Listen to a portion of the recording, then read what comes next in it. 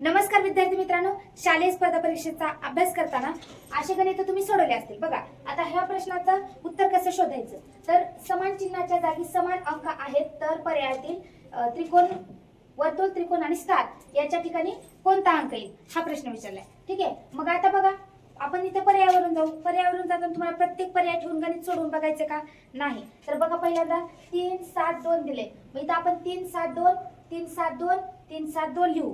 ठीक आहे, आणि 2 2 ची 3 वेळा जर बेरीज केली तर उत्तर काय येईल? 6 येईल. मग एकच स्थानी इथं 6 आले का? नाही, म्हणून आपला पहिला पर्याय कट झाला. दुसरा पर्याय बघा 4 2 1, इथं पण एकच स्थानी 2 आहे. मग 2 2 2 ची बेरीज केली तर उत्तर 6 येईल, त्यामुळे पर्याय क्रमांक बी सुद्धा कट झालेला आहे. आपल्याला एकच स्थानी 1 यायला पाहिजे. जिथे एकच स्थानी 1 येईल ते उत्तर आपल्या बरोबर होईल. तिसरा पर्याय बघा 4 4 8, 4 4 8, मग 8 8 8 येणार इथं. 8 1 8 8 दुसरा 8 3 24, एकच स्थानी काय येईल? 4 येईल. पण इथं 1 दिलेले, हा सुद्धा पर्याय कट झाला. आता राहिला पर्याय क्रमांक डी, म्हणजे 3 2 आणि 7. बघा 3 2 7 7 7 7 7 1 7 7 2 10 7 3 21, उत्तर 21, म्हणजे एकच स्थानी 1 आलं आणि हातच्या 2 आला. तरी पण आपण सोडून बघूया. 3 2 7 3 2 7 3 2 7 7 3 21 ला 1 आला, बेरीज करायची आपल्याला बरं.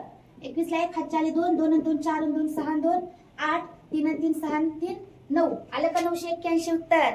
असं तुम्हाला शोधायचं आहे. असे प्रश्न तुम्ही सोडवत आहात की नाही नक्की कमेंट करा. आणि आपली 4थी स्कॉलरशिपची बॅच चालू झालेली आहे, त्यासाठी ऍडमिशन नक्कीच घ्या. धन्यवाद.